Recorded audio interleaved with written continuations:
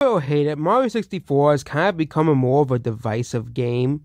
Okay, but 3D games, have gone a long way since games like Mario 64 or Crash Bandicoot or Metal Gear Solid. I think those are amongst the first 3D games. I'm like the actual games that were well received, not something like Bubsy 3D, but 3D games, it needed to happen, obviously, in order for many games in the future to exist. Obviously, we had to start somewhere, obviously, with games like Mario 64, Metal Gear, Final Fantasy 7, and all those games in the late 90s, as well. And 3D games obviously have improved since then.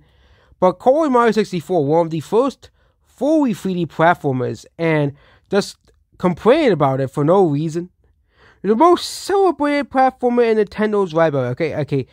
I don't think it is the most celebrated. Mario 64, I think, had the most criticism of any 3D Mario game besides Mario Sunshine.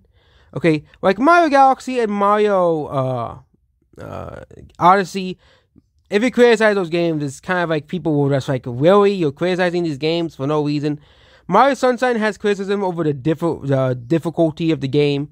It's funny that they want Mario games to be hard, but then they'll freak off when they play Mario Bros. Sunshine, Super Mario Sunshine. But they want Mario games to be hard, but they won't play Mario Sunshine because it's too hard. That's the most ironic thing in the world, obviously. And it's full of invisible walls that put players directly every path forward for no reason. How do they put up with this?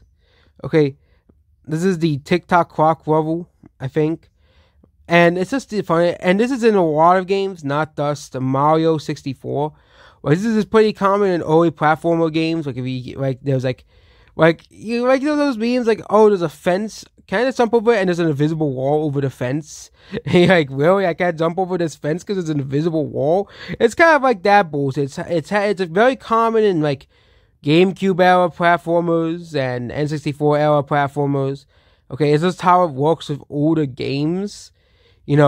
Mario Sunshine had the same bullshit too. I can't jump over this fence. There's an invisible wall. Like, why? Why does that be an invisible wall over this fence? But yeah, that's about this video here. And yeah, it's just how old games are. You just have to put up with it. I know Mario Odyssey doesn't have that bullshit. It's really only Mario Sunshine and Mario 64 they had to put up with that stuff. And that's about this video here. Goodbye.